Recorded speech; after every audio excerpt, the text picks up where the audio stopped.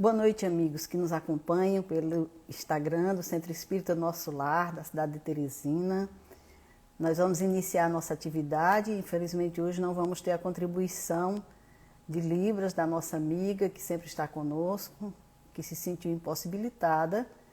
Então, nós vamos aqui iniciar a nossa tarefa. É um prazer retornar a esse veículo de comunicação, principalmente nesses momentos que nós estamos agora vivenciando de preparação desse grandioso evento para o nosso planeta Terra, que é o natalício do nosso Mestre amado Jesus. E é um prazer falar sobre o Evangelho, falar sobre o Sermão do Monte. Mas antes nós queremos convidar todos a nos acompanharem numa prece, para que a gente possa ir se preparando mentalmente, captando as energias do mundo espiritual, as sintonias, para a gente ter um bom entendimento da mensagem que traremos daqui a pouco.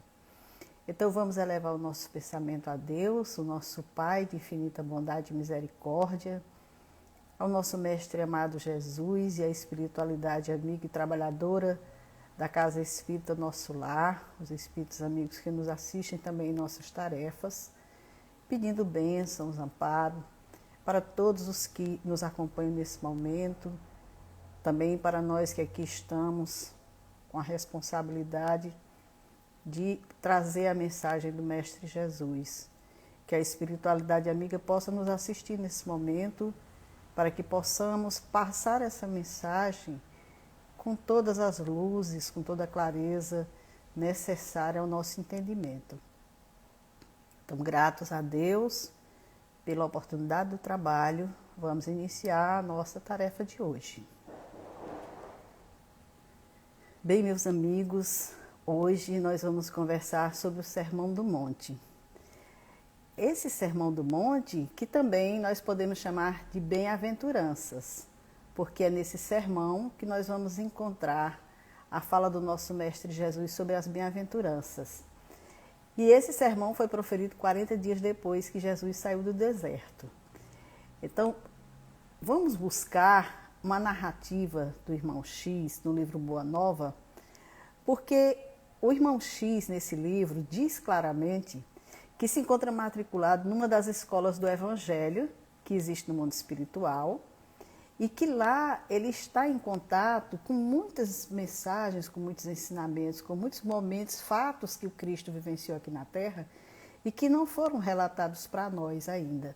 Então é uma narrativa muito bela, quem já leu sabe do que se trata, quem não leu vai nos acompanhar aqui, porque hoje nós vamos ser contador de história, nós vamos aqui beber na fonte do Irmão X, de Humberto de Campos, desse livro Boa Nova, e vamos conversar sobre essa narrativa que ele fala justamente dessas bem-aventuranças, do Sermão do Monte. E ele inicia dizendo que quando Jesus iniciou as primeiras pregações da Boa Nova, é claro que aquelas criaturas adoecidas, entristecidas, derrotadas daquela sociedade, ao saber que tinha um profeta novo, que falava coisas belíssimas, que curava cegos, leprosos, paralíticos, acorreram, claro, como acontece nos dias de hoje, correram todos a buscar a cidade de Cafarnaum.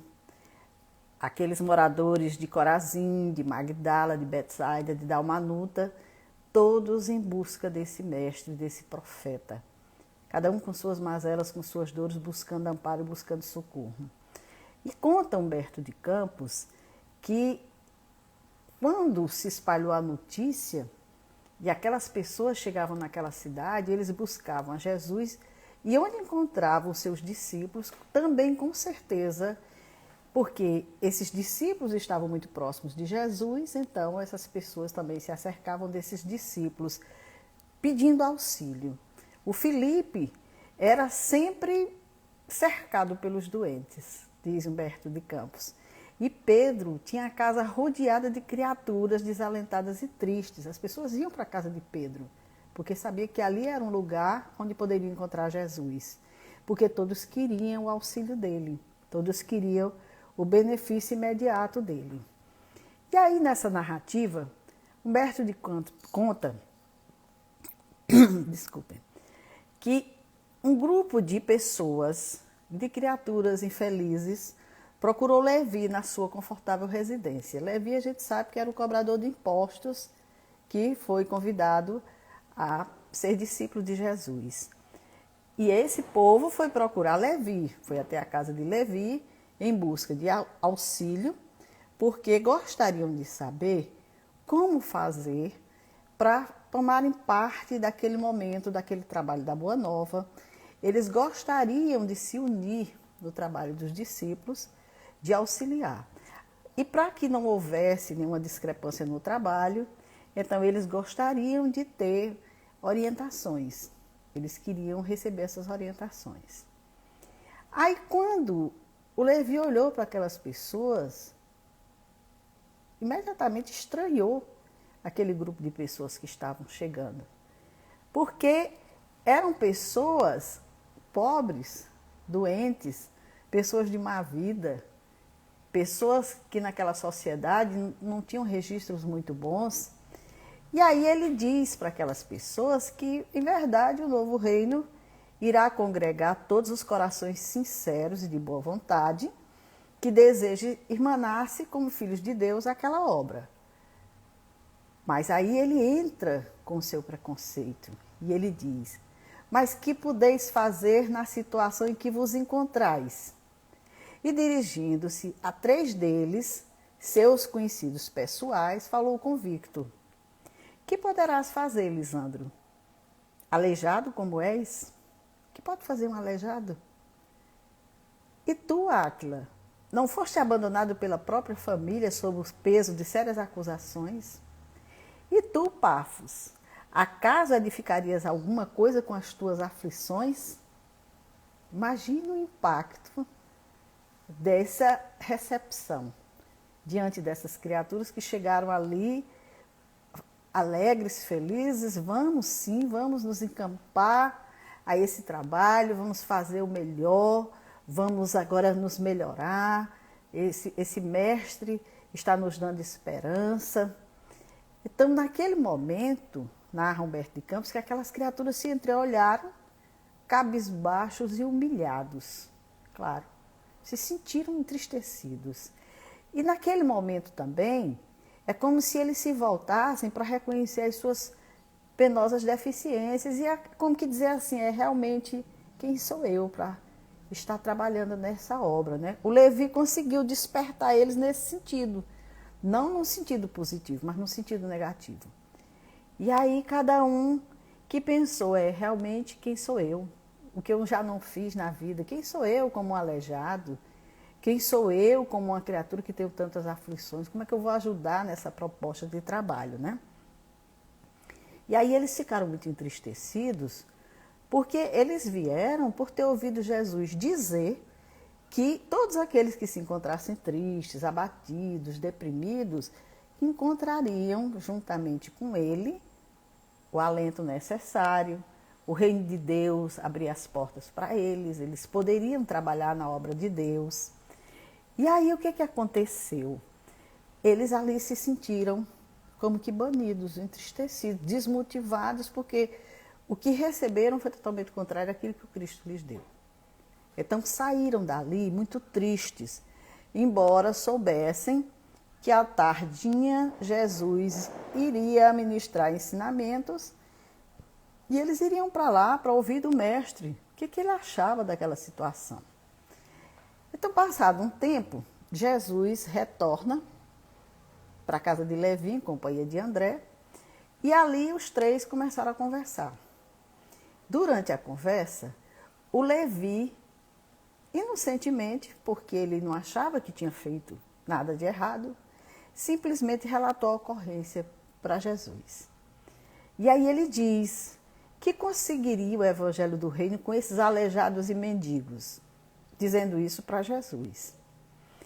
Mas lembrando-se de súbito que os demais companheiros eram criaturas pobres e humildes, quer dizer, ele era um coletor de imposto, mas todos os apóstolos eram pescadores, eram pessoas humildes. Aí, quando ele falou mendigos, ele se tocou. ele imediatamente tenta consertar e diz que é justo esperar alguma coisa dos pescadores, porque são homens fortes, desassombrados, realmente não tem medo da luta. Mas a contribuição daqueles desafortunados que o procuraram, ele não viu de que forma eles pudessem ajudar. E aí Jesus fitou Levi,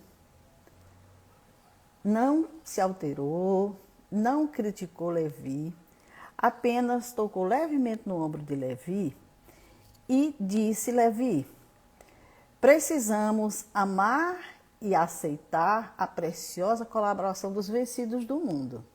Nós precisamos aceitar a colaboração deles. Se o Evangelho é a boa nova, como não há de ser a mensagem divina para eles tristes e deserdados na imensa família humana? A boa nova, a boa mensagem para aquelas criaturas, né? Então, os vencedores da terra de Jesus necessitam de boas notícias. Nas derrotas da sorte, as criaturas ouvem mais alto a voz de Deus. Buscando oprimidos, os aflitos e os caluniados, sentimos tão unidos ao céu, nas suas experiências, que reconhecemos na coragem tranquila que revela um sublime reflexo da presença do nosso Pai em seus espíritos.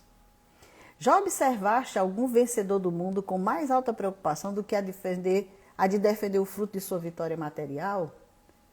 Então Jesus diz: Levi, essas são as criaturas certas, porque estão vencidas, estão sofridas, estão entristecidas.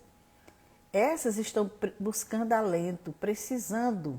E Deus, nosso Pai, está enviando.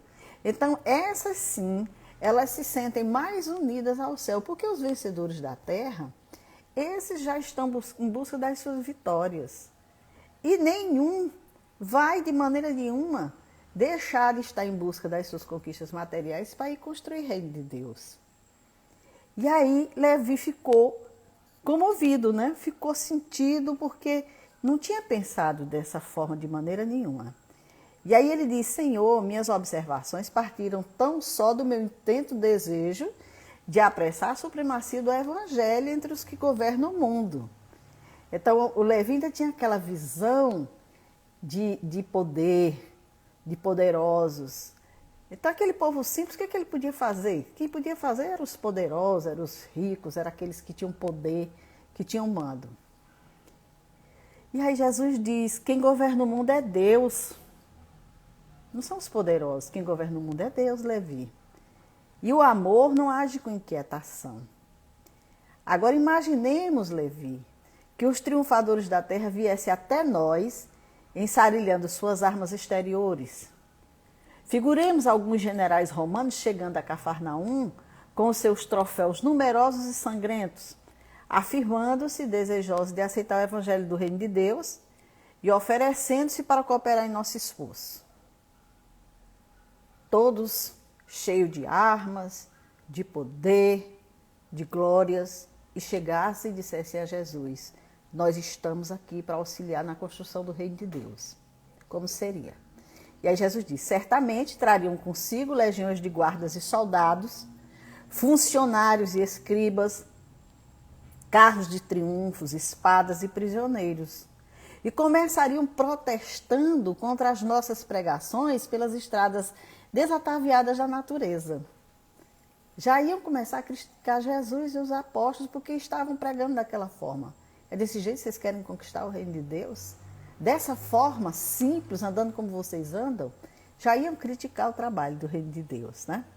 E por não estarem no íntimo desarmado das vaidades das vitórias, edificariam suntuosos templos de pedra, em cuja construção lutariam duramente por hegemonias inferiores, como foram construídos nos dias que se seguiram a esse momento de Jesus.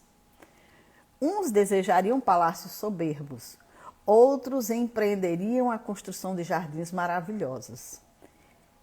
Recordando a ação das espadas mortíferas, talvez pretendessem disputar ferro e fogo o estabelecimento do reino de Deus, exterminando-se reciprocamente, por não cederem uns aos outros no seu ponto de vista, desde que cada vencedor se julga no mundo com maior soma de direito e de importância. tudo isso aconteceu depois que o Mestre retornou ao mundo espiritual.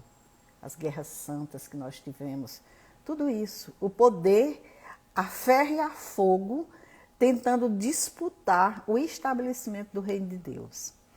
E aí Jesus diz, a pretexto de lutarem em nome do céu, espalhariam possivelmente incêndio e devastações em toda a terra. E seria justo, Levi, trabalhássemos por cumprir a vontade do nosso Pai, aniquilando seus filhos, nossos irmãos? Seria justo fazer o que nós fizemos depois que o Cristo fez? Noite de São Bartolomeu, guerras santas, inquisições, tudo isso. Era dessa forma que a gente ia edificar o reino de Deus? Então o apóstolo ficou assombrado quando ouviu toda aquela argumentação de Jesus. E aí Jesus disse para ele, até que a esponja do tempo absorva as imperfeições terrestres, através dos séculos da experiência necessária, os triunfadores do mundo são pobres seres que caminham por entre tenebrosos abismos. É imprescindível, pois, atentemos na alma branda e humilde dos vencidos. Vamos olhar para os necessitados, os sofridos. Para os seus corações, Deus carrega bênçãos de infinita bondade. Esses quebraram os elos mais fortes que os acorrentavam às ilusões e marcham para o infinito do amor e da sabedoria. O leito de dor, a exclusão de todas as faculdades da vida, a incompreensão dos amados, as chagas e as cicatrizes são luzes que Deus acende na noite sombria das criaturas. Então, aquelas criaturas sofridas, elas estariam melhor preparadas para edificar o reino de Deus, para compreender a mensagem que ele trazia, os ensinamentos que ele trazia, porque eram criaturas que já tinham conseguido se dar conta das suas imperfeições. Já eram criaturas que estavam despertando. Tal e qual Maria de Magdala, aquela mulher que diante de Jesus se desfez de todos os vícios. Muito mais esforço fez ela do que qualquer um que já conhecia a estrada do amor. Então Jesus chama a atenção para essas criaturas. São elas sim o material de construção do reino de Deus. E aí Jesus diz que suas almas são a terra fecundada pelo adubo das lágrimas das esperanças mais ardentes, onde as sementes do Evangelho desabrocharão para a luz da vida. Eles saíram das convenções nefastas e dos enganos do caminho terrestre e bendizem no nosso Pai.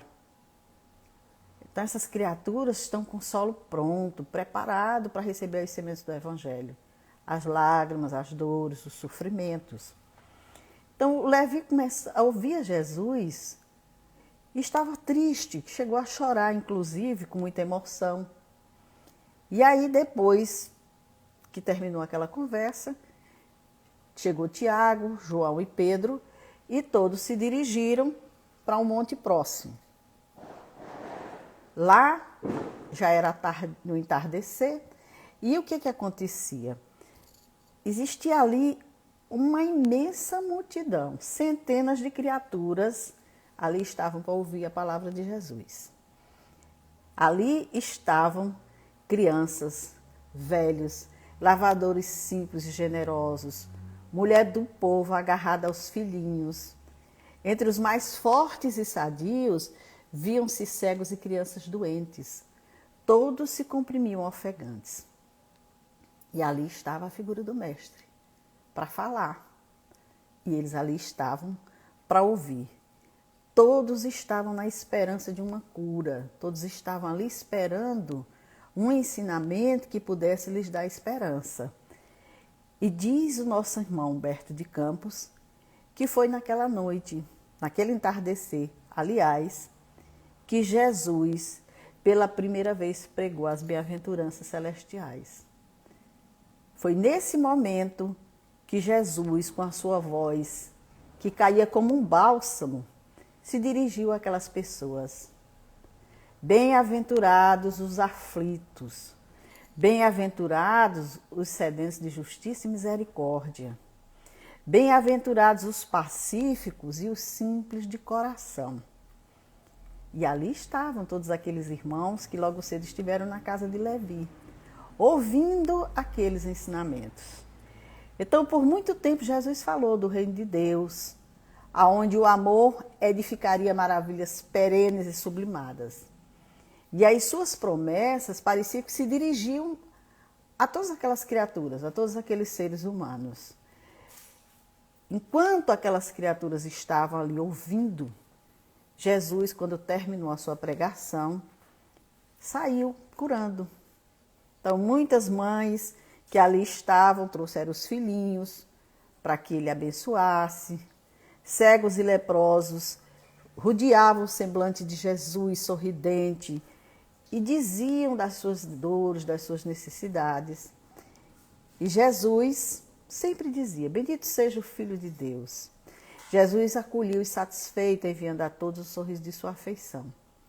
Então aquelas criaturas se sentiam amparadas, assistidas por Jesus. E naquele momento, Levi sentiu assim uma emoção muito diferente, né? Porque ele começou a compreender que precisava abandonar as ilusões do mundo se ele realmente quisesse seguir o reino de Deus, porque ele também ainda não tinha entendido esse reino. Então, quando ele observou aquela fila daquelas pessoas humildes que se retiravam, ele percebeu que aqueles 3 que estiveram na sua casa também estavam se retirando. E aí ele se aproximou deles e abraçou a todos eles como se estivesse pedindo desculpa, como se estivesse dando um alento para eles naquele momento. Então ele se aproximou, abraçou a todos e Jesus observou aquela cena. Observou que o Levi estava finalmente compreendendo os seus ensinamentos, compreendendo a sua mensagem. Então, no dia imediato, o ex-publicano Levi abriu as portas da sua casa a todas as pessoas simples que ali estivessem. E Jesus participou da festa, partiu o pão e se alegrou com eles. E quando Levi abraçou o aleijado Lisandro, com a sinceridade de sua alma fiel, o mestre o contemplou enternecido e disse: Levi, meu coração se rejubila hoje contigo, porque são também bem-aventurados todos. Então, o espírito Humberto de Campos traz essa belíssima narrativa para nos dizer como nasceu as bem-aventuranças, como Jesus falou pela primeira vez dessas bem-aventuranças, qual foi o cenário que houve para que ele tivesse a necessidade de direcionar para aquelas criaturas que tinham saído da casa de Levi, entristecidos, desesperados, e poderiam, inclusive, voltar a ser aquelas criaturas de antes. Então, mediante aquele ensinamento, mediante aquelas bem-aventuranças, aquelas criaturas se renovaram, e inclusive renovou Levi também, que naquele momento compreendeu. Então, essas bem-aventuranças, para nós hoje, elas são um convite a gente refletir também sobre as nossas posturas. Como é que a gente está se situando no nosso trabalho? Será que nós somos um Levi de antes? Que olhamos para as pessoas e dizemos assim: aquela não tem condição de trabalhar nessa seara. Aquele, quem é você para fazer isso? Quem é você para fazer aquilo? Quando Jesus escolheu como material de construção da Boa Nova justamente aqueles, porque todos nós vimos de uma caminhada de erros. Se hoje nós estamos, graças a Deus, querendo conhecer, buscando a Boa Nova, mas nós já no passado também já falimos muito.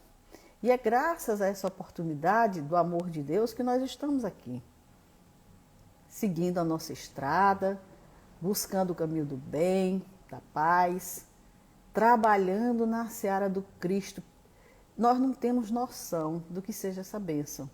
Trabalhar na seara do Cristo, por mais humilde que seja a tarefa. e a obrigação que nós temos de, em contato com essa mensagem, levar adiante. Porque essa mensagem, ela desperta corações, ela transforma os seres. E nesse momento, narrado por Humberto de Campos, em que tantas criaturas ali saíram renovadas, felizes, alegres, curadas para o seu lar, nós trazemos uma narrativa também aqui para finalizar, porque hoje é dia de narrativas, né?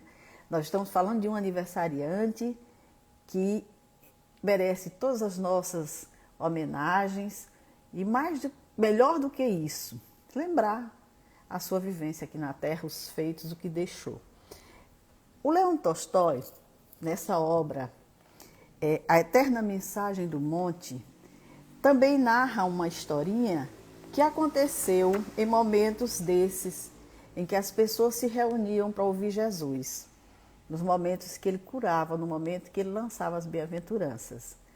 E ele fala de um jovem chamado Davi, um jovem muito bonito, com muita saúde, um jovem do bem, que de repente foi acometido de uma doença que impossibilitou que ele andasse. Nenhum médico da região deu conta dessa situação. Essas situações ocorriam com muita frequência naquela época, essas doenças súbitas que ninguém sabia explicar. E tudo que foi tentado não foi suficiente para trazer o equilíbrio do corpo desse jovem. E ele entrou mesmo para um estado de paralisia, o que fez com que ele ficasse muito triste, se deprimisse. E um dia ele soube que tinha um profeta naquela região, chegando naquela região, curando as pessoas.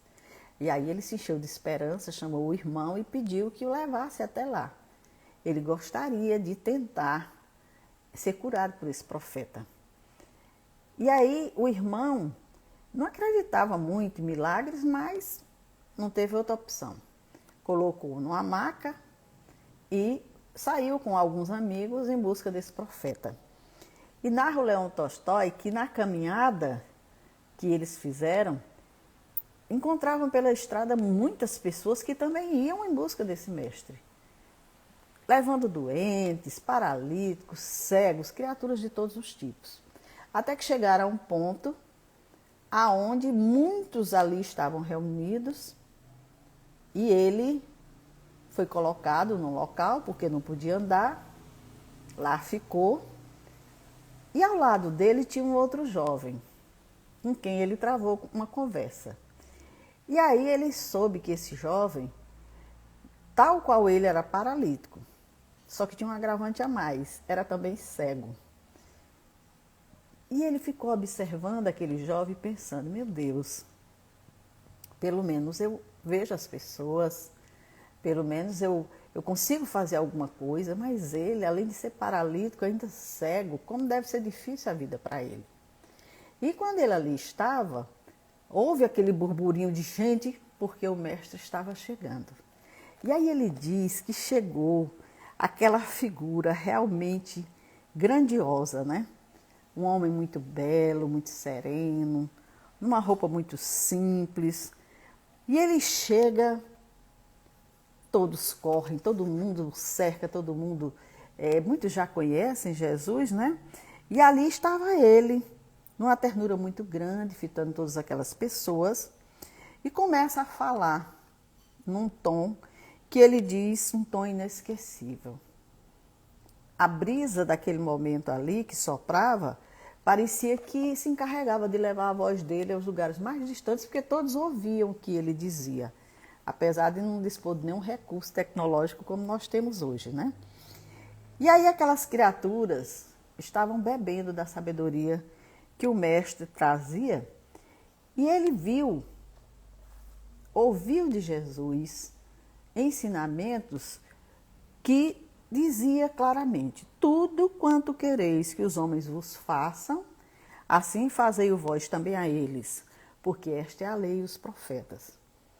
Ele era um jovem muito bom, de um coração muito bom, então aquelas palavras caíram assim, muito fortes no seu entendimento. E então, naquele momento, o Davi se encontrava esperançoso de cura, porque estava vendo acontecer muitas curas, Jesus curando cego, leproso, paralítico, muita gente, muitas curas. E ele tinha dificuldade de se aproximar de Jesus devido à paralisia e o irmão tentou levá-lo até próximo de Jesus. Chegou um momento em que o Simão Bar-Jonas, que acompanhava Jesus, disse assim: essa é a última cura. E nesse momento Jesus estava diante dele. E ele se alegrou porque disse: ele vai me curar. Só que quando Jesus se aproximou dele, ele olhou para o lado e lembrou do rapaz que ele tinha conhecido. E pensou: meu Deus, ele precisa mais do que eu. Jesus olhou para ele e entendeu o que ele quis dizer. Colocou a mão na cabeça dele, fez um gesto de quem tinha entendido, passou ao lado e, dirigindo-se para a criaturinha que estava do lado, disse: levanta-te e anda. E aquele rapaz saiu feliz porque estava andando e estava enxergando. E ele ficou feliz, sorridente, porque, graças a Deus, o amigo tinha conseguido. Mas o irmão dele não ficou satisfeito com isso, não.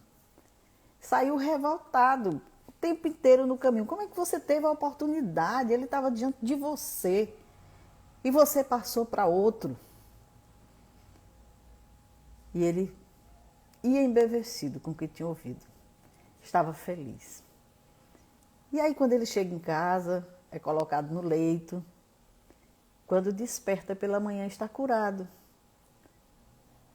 E aí ele imediatamente lembra daquele ensinamento de Jesus: o que quiseres que os outros te façam, faz ao outro. E era justamente esse o ensinamento que ele tinha recebido naquela noite, que tinha colocado em prática naquele momento.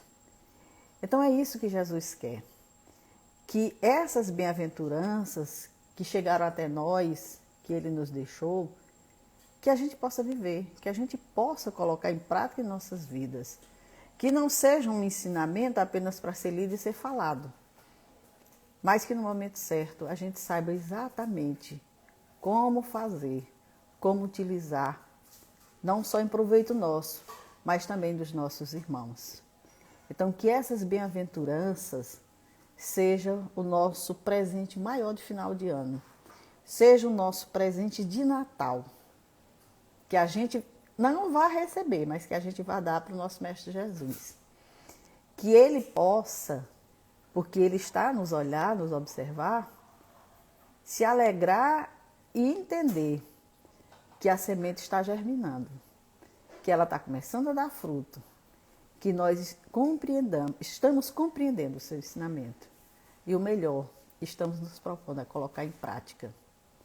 Então, que as bem-aventuranças sejam o ensino maior que nós possamos levar de agora em diante em nossas vidas, nesse ano novo que se inicia, que venham aí repletos de expectativas, mas com certeza com uma proposta muito grande do amor de Deus para todos nós. Então, meus amigos, que a magia desse Natal, que não é do Papai Noel, mas é do nascimento do nosso Mestre Jesus, possa fazer com que ele nasça realmente dentro de nós. Então, vamos agradecer a Deus. Eu agradeço pela oportunidade do trabalho desta noite. Agradecer ao nosso Pai Maior por nos ter proporcionado essa oportunidade da reencarnação, desse contato com a doutrina espírita, com o Evangelho de Jesus. Agradecer por tudo que ele nos proporcionou em nossas vidas, sempre, sempre. E que se for da vontade dele, porque merecimento não temos, mas seu amor é tão grande que se ele quiser nos propiciar mais um ano de bênçãos, de paz, de harmonia, de alegrias, que nós tanto aguardamos, nós somos gratos. Então, em nome do nosso Mestre amado Jesus, encerramos o nosso estudo de hoje, a nossa fala de hoje sobre as bem-aventuranças. Muita paz a todos, muito obrigado pela oportunidade.